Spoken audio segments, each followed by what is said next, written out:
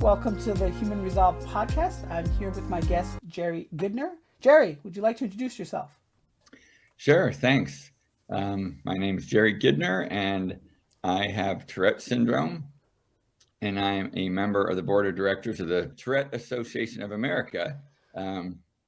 Used to be called the Tourette Syndrome Association, so I had a little mental throwback there. It's the Tourette Association of America, and it is the largest national nonprofit in the United States supporting people affected by Tourette's syndrome. Okay, excellent. So, Jerry, you contributed to my interview series, Rising to Resilience, How to Be Resilient During Turbulent Times. Just wanted to do a deep dive into some of the items and themes that you mentioned. One thing that really struck me is this idea of finding your home base. Can you Right. expound more on that? Sure. So when I was thinking about the article, I was just thinking about what helps me get through, the rough days with Tourette's.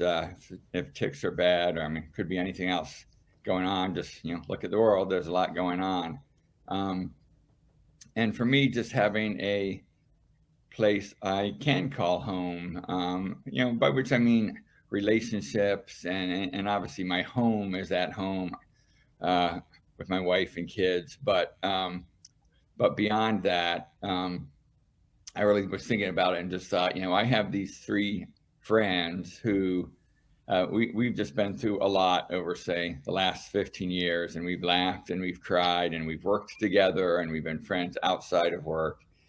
And, I even throughout the entire pandemic, I will talk to at least one of them every day, sometimes all three of them in a day, sometimes more than one at the same time with the wonders of technology. And they all know I have Tourette's. They don't care. They, if anything, maybe they love me more for it because they see the things that it does bring me. And yeah, without the three of them, some of this would be pretty tough. We can talk about all kinds of things. We just talk trash sometimes. We talk politics sometimes. We talk families, commiserate. We plan. We celebrate, and just having that base sort of outside my actual home and family. To me, I just realized as we were doing that interview, just really made it. It's very important, and sort of started realizing how important that is. Just people who will love you regardless of who or what you are, and that's a real solid foundation to be able to face the world from. I have found. Yeah. I know in the article too, you mentioned a little bit about your Native American background and Yeah, yourself being the highest ranking federal employee with Tourette syndrome. right. I would just love to just find out more about that. Like how does that feel? What's been your experiences? Well, on the Native American piece first, yeah. So I'm a citizen of the Sault Ste. Marie tribe from northern Michigan, and I never lived on our reservation. I lived in Michigan for a long time. My mom grew up about as far north in the lower peninsula of Michigan as you can go and still be in the lower peninsula of Michigan. Our reservation is in the northern peninsula right on the Canadian border. But I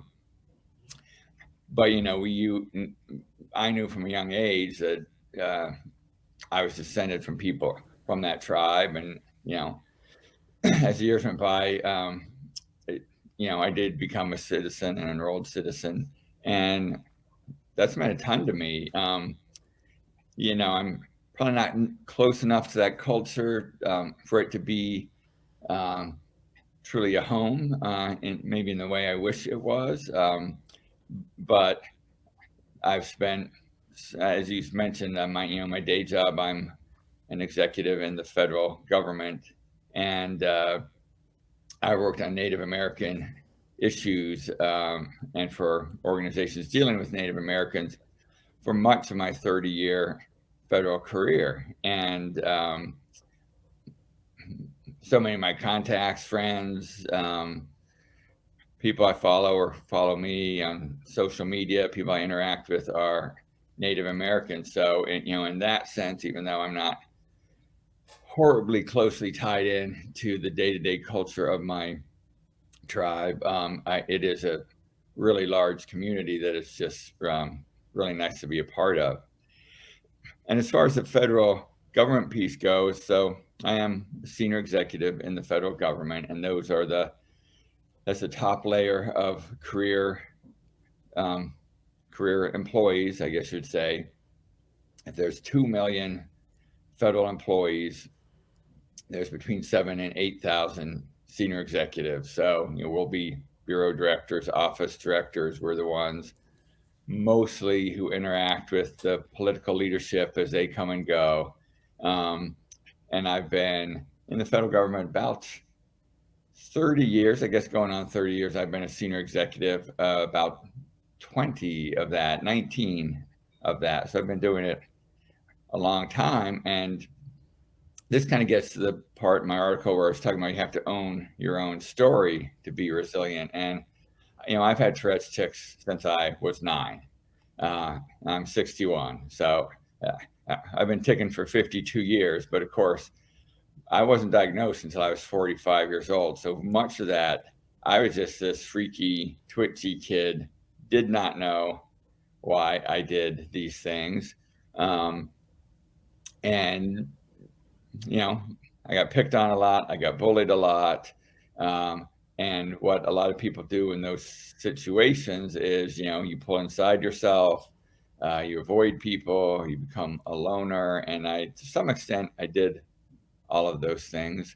I still am a pretty big introvert to these days, but as life goes on and you try to integrate as a ticking person into a non-ticking world, you mask it, you hide it. To this day, if I walk into an auditorium, movie theater, back in the day, college lecture hall, I haven't been in one of those for some time, but I will sit back row on one of the aisles because nobody else in the class can see you, and the professor can only see you if they happen to be looking at you. And then, you can do this, and kind of either control or hide your facial tics for a while.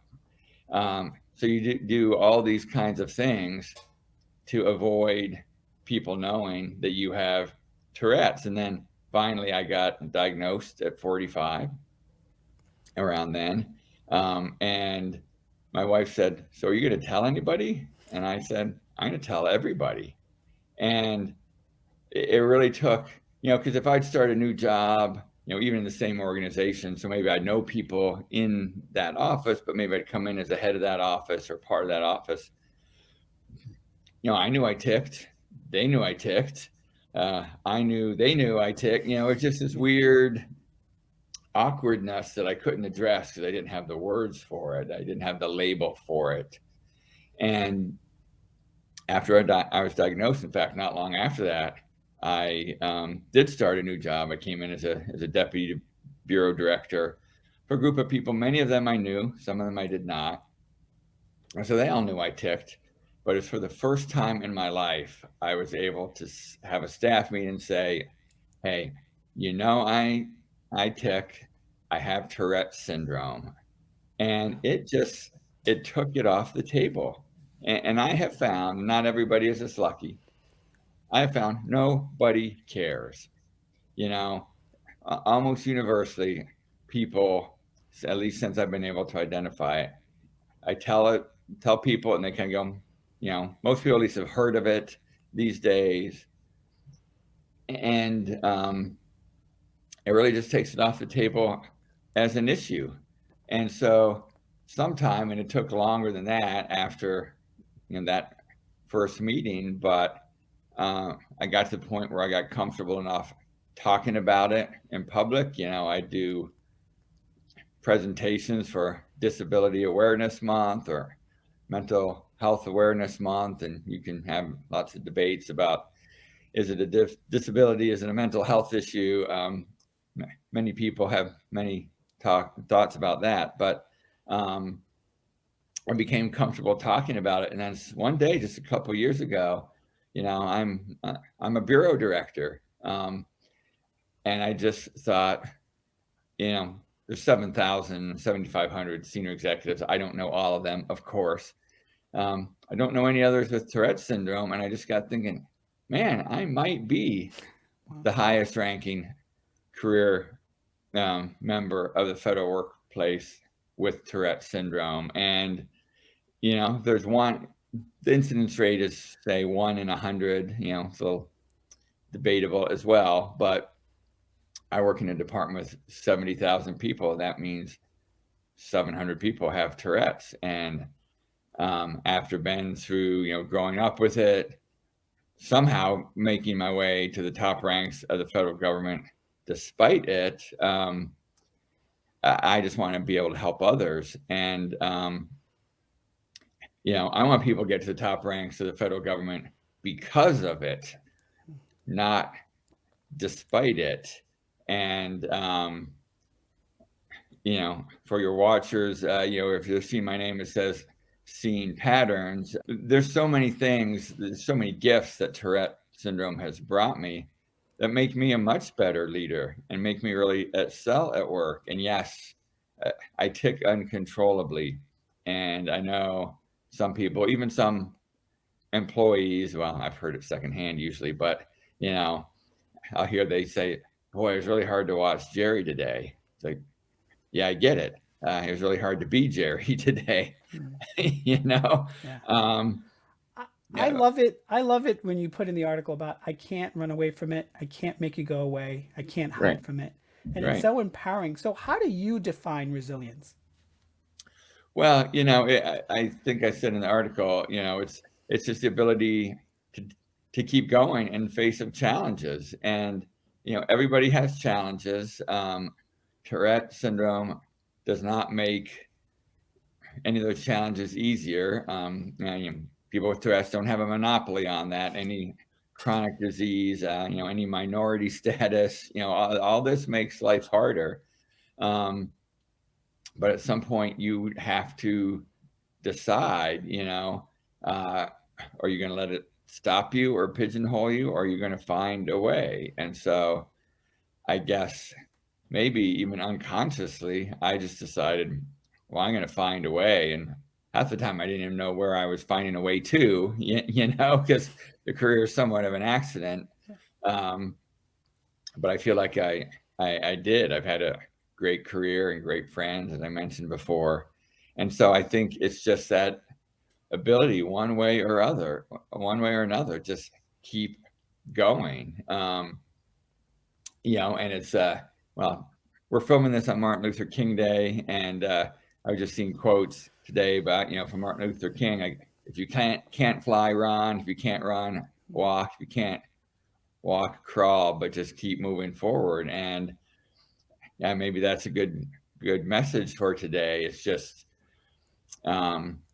maybe you want to go straight from point A to point B, full throttle, but maybe because of your condition or because of what obstacles there are, you got to go to point A and point C and point D and finally get back to B, to a totally different pattern. But you have your superpowers, a curious soul. I think if you're curious and just keep looking for, there's no one way to get where you're going. And I always like to say, if you had started asking me when I was 15 years old, what were you going to be doing? And what did you think you would be doing in 5 years? And if you'd asked me that every single year from then until now, I always had an answer, but I would have been wrong every single time.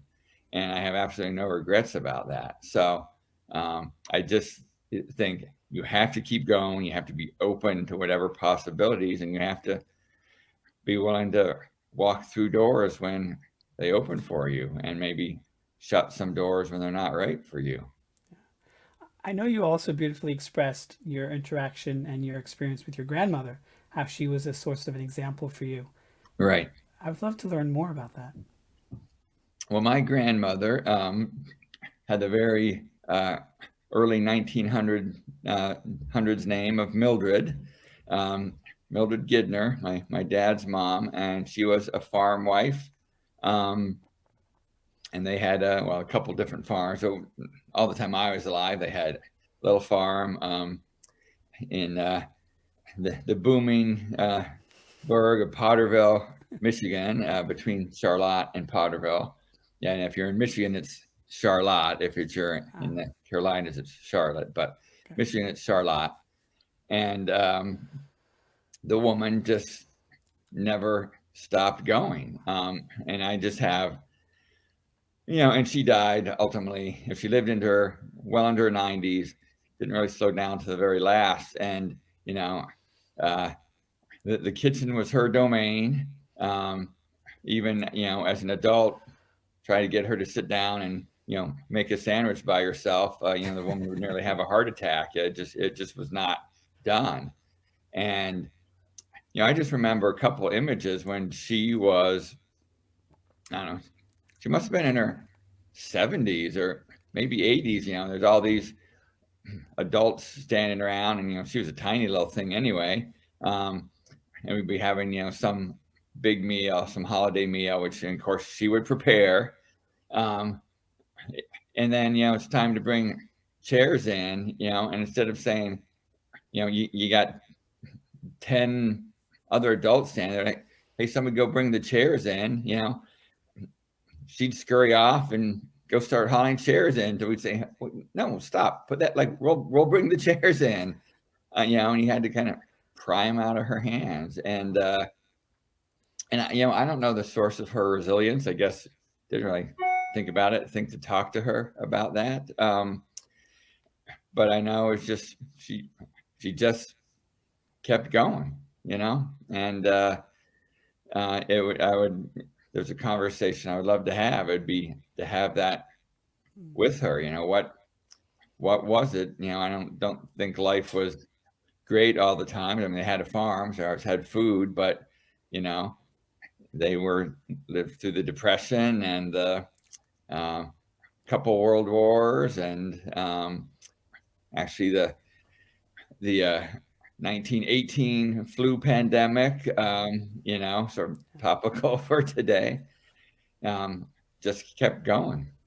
So just looking back, she's a bit of an inspiration, but I don't know really what it was that motivated her to have that sort of persistence. Yeah. I know in the article too, you mentioned that you obtained your master thesis in India for Yeah. someone whose parents are from Goa, India. Okay. Just curious about you sort of mentioning this idea of like the lone twitchy man that didn't that did not bear notice. I would love for you to tell that story. Well, yeah. So in the article, I told a story about being at a train depot, and well, for one thing, I started. I was there in a program. I was there for 7 months, I guess, for kind of my master's thesis. This fabulous country and fabulous opportunity, and when you walk around New Delhi, well, here I was, this tall, even though I'm Native American, I realized I look like some white guy. Well, here I am, and I'm 6'2", on a low gravity day, anyhow, and there I'm walking around New Delhi, and obviously there's tourists around, but it's a city largely of smaller, browner people, and you could really stick out, but there's just so much going on there with so many people, and of course in the tourist areas, and this is not the image I hold of India, but there's people begging, there's lepers begging, at least when I was there, there's just this constant tumult and commotion and everything going on, and in a way that brought a sense of anonymity, um, because there was gurus and cows, and it was just to my mind, I'm not intending to insult anybody from that country or from Delhi, which I loved, but it was pretty chaotic. From a kid who just flew over there from East Lansing, Michigan. Yeah, I Yes. never experienced anything like it in the world and in my life, and I just kind of felt like it didn't matter. There's just so much going on there that I could be um, sort of anonymous, even though I was twitching a lot. Um, and then there's this other story, and I love this. I love this story, and I actually loved that day. There's something about it was very powerful. I traveled a lot when I was there, and I'd be on these trains across the countryside or buses, and sometimes you'd stop and change trains, and of course the language was things were largely written in Hindi, but it was just an adventure, and I was at this train depot. I can't remember where, but it was hot, and I was waiting for a train, which was going to be a couple hours. And I just went out on the platform, and there was no benches, and I just sat against the wall of the depot. Um, and there's all these local people around there, or fellow travelers. They were there. They're probably waiting for a train to go somewhere. So, um, not from North America. I mean, just and they're Indian folks there, and in India, people haven't been there. Like, it is not impolite to stare at people, and this is something that I think a lot of Westerners, if they go there, it makes them very uncomfortable. But you can be on a bus ride somewhere, and somebody will sit there and stare at you for 3 hours straight, and it's it's unnerving for us, but we're in their world, and that's their culture. Well, this group of people all waiting for the train, and I was, an anomaly anyway, because of what I look like and who I am, but also because of what I do. And they formed a semicircle around me, sitting on the platform. So we're all just sitting on the concrete. I'm against the wall. They're sitting in a semicircle around me, maybe 10 feet away from me, like 30 people, sitting and staring at me, like for 3 hours. Wow.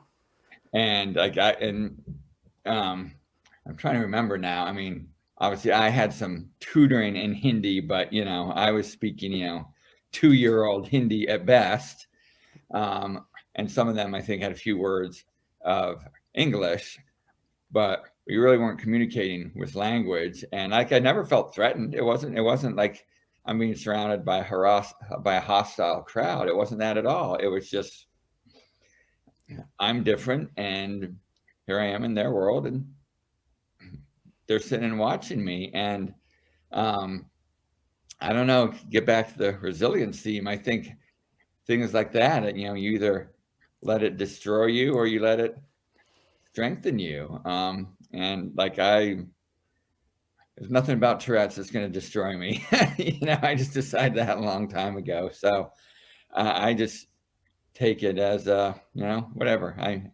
I gave them something entertaining to do while they were stuck at the train depot. I don't know, but it's experiences like that. And would the same thing have happened if I'd just been the white looking guy sitting there?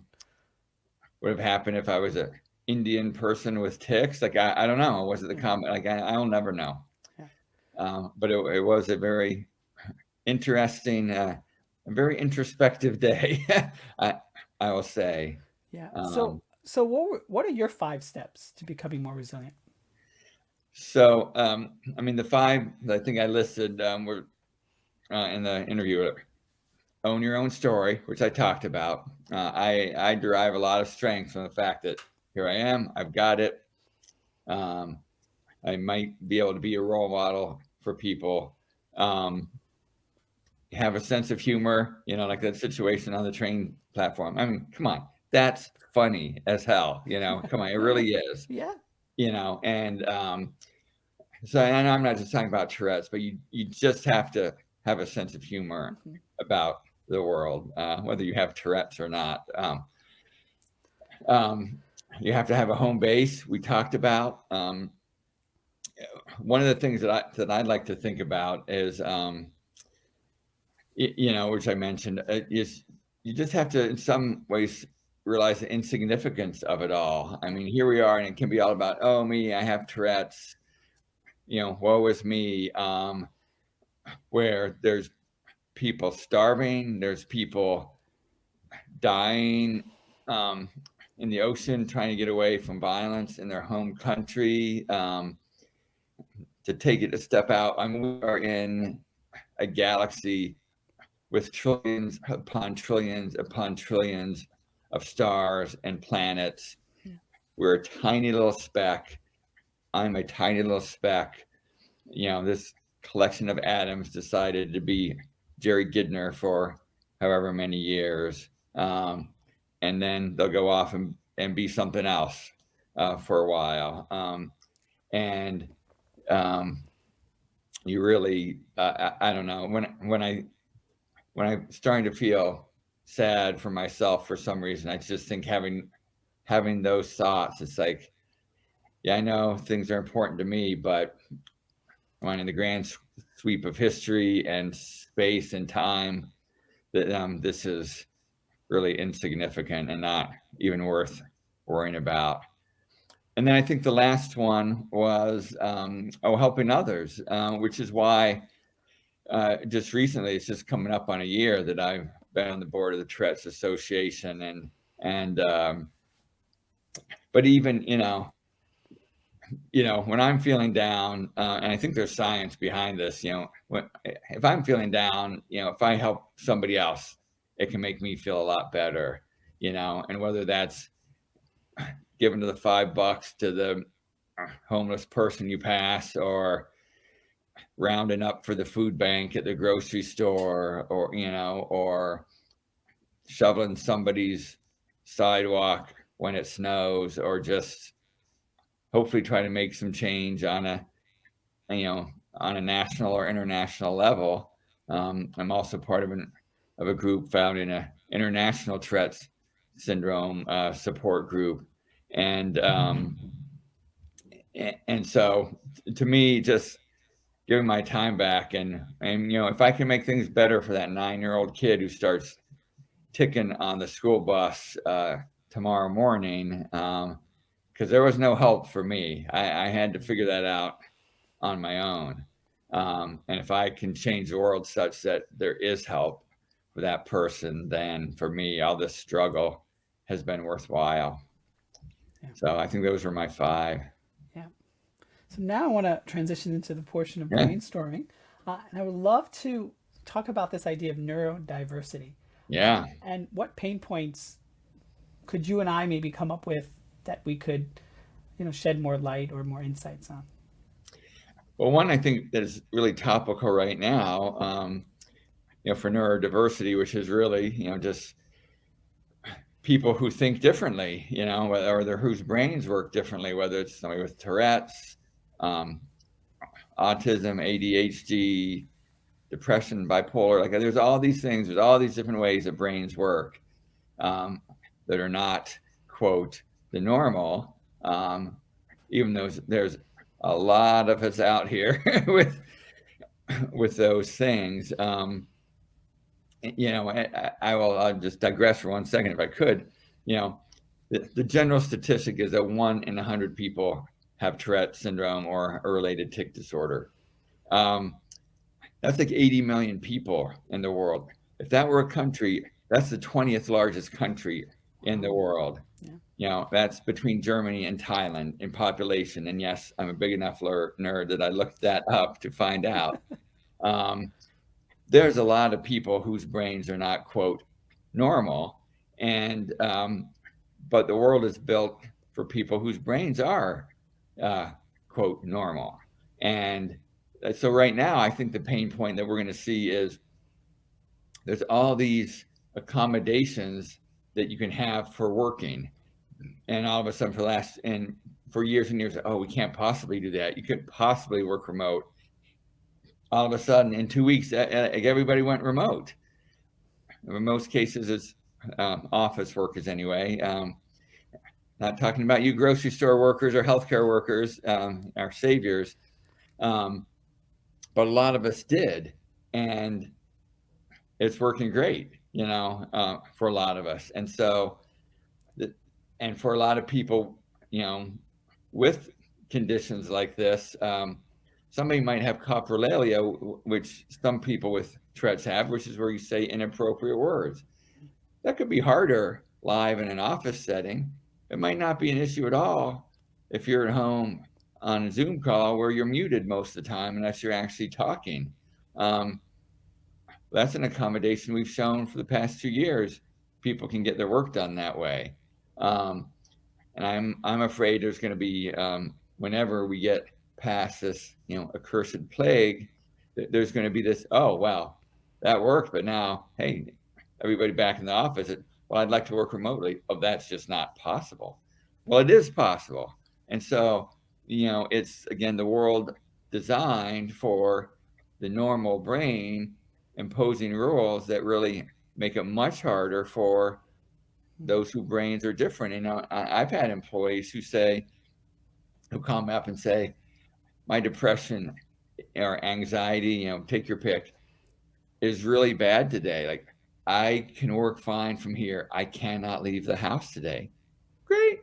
Work from home. And this is even before the pandemic. Work from home. That's great. Like, why does it matter to me?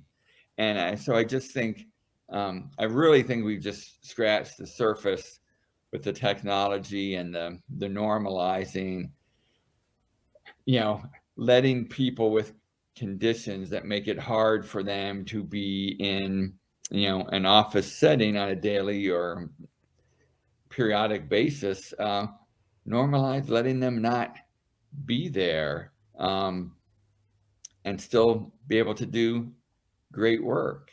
So for me, that's an area there's been a ton in the past 2 years, a ton of progress, but I'm just really afraid that, man, that could just backslide very, very quickly. Yeah, I think for me, it sort of echoes the point you made in the article as well about Brene Brown's work. I'm a huge fan of hers. And I think when it comes to neurodiversity, it's really about having not only empathy, but having the vulnerability to speak your truth and to say what you Right. need and say what Right. you want. And I think that's really hard for most people. But I think if we get comfortable in the uncomfortable, I think perhaps maybe good changes can happen. Right. Well, and that's why I try to talk about this and the vulnerability, try standing in front of a room full of people and saying you have a neurological disorder that there's normally a stigma attached to, that could go wrong. Yeah. For a lot of people, that does go wrong. I mentioned in the interview or the article that even in college, I had people stand right in front of me and mimic my tics to my face. Wow. And so, yeah, it's a lot more people have more empathy and more vulnerability, and us accepting that would be a huge way to ease the burden and let us, where I work, like I said, I'm a bureau director, our mantra is like, people are people first and employees second. Love that. Everybody has stuff going on in their world, outside of work, and you can't expect to ignore that and have them come in and just do stellar work if their relatives are sick or their kids are sick, or just there's things in their life, whether it's a chronic or acute illness. Like, people just need the flexibility. And I think even right now, there's some headline I was reading the other day, and I didn't click through and read it because we're living it, but just, we're undergoing 2 years of collective trauma. Yep. Just chill out, just understand people mentally and physically and emotionally are not where they were 2 years ago, even if they haven't been sick, or even if they haven't had people in their family sick, or even if they haven't lost people. Um, this has been really hard for people, and that empathy you're talking about, just could we just understand that and, stop being cruel to each other just for fun? Um, Yeah. And the studies are clear that the body stores trauma, whether yeah, it happens now, absolutely. later, months, years, whatever the case may be. So, Jerry, this has been a fascinating conversation. Can you tell my audience where they can find more information about you and your work? Sure. You can find me on Facebook, Twitter, and LinkedIn. It will either be LinkedIn is just my name, Jerry Gidner. There's maybe two of us in the world, so you can find me. I think on Twitter it might be LGID, EL_GID, which is a nickname somebody gave me 100 years ago. I write on the side as well, and you can find a lot of my work at www.jerrygidner.com. Tourette Association of America is Tourette.org, and the international group is Tics and Tourette's around the globe. It's TTAG, and you can find them on social media as well. Awesome. So, Jerry, this has been so fascinating. Thank you so much. I really appreciate it. it's been my pleasure. It's a lot of fun. Thank you.